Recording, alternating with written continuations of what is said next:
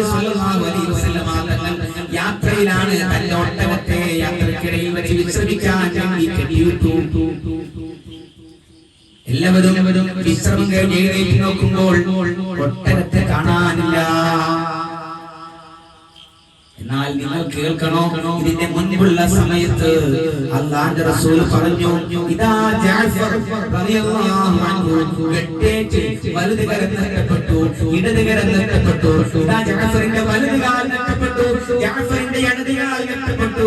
ജഅഫർ പല്ലുകൊണ്ട് കടിച്ചാണ് ആ പതാക പിടിക്കുന്നത്. സ്വഹാബ, ജഅഫർ ഇദാ സ്വർഗ്ഗത്തിലേക്ക് പാറി പറക്കുന്നു. സ്വഹാബ, റസൂലുള്ളാഹി സ്വല്ലല്ലാഹു അലൈഹി വസല്ലം തങ്ങൾ ലൈവായി കൊണ്ട് മദീനയിൽ ഇരുന്നുകൊണ്ട് അങ്ങനെ നടക്കുന്ന യുദ്ധത്തിന്റെ സ്ഥിതിഗതികൾ ഇവിടെ ഇരുന്ന് ലൈവായിട്ട് പറഞ്ഞു കൊടുക്കുകയാണ്.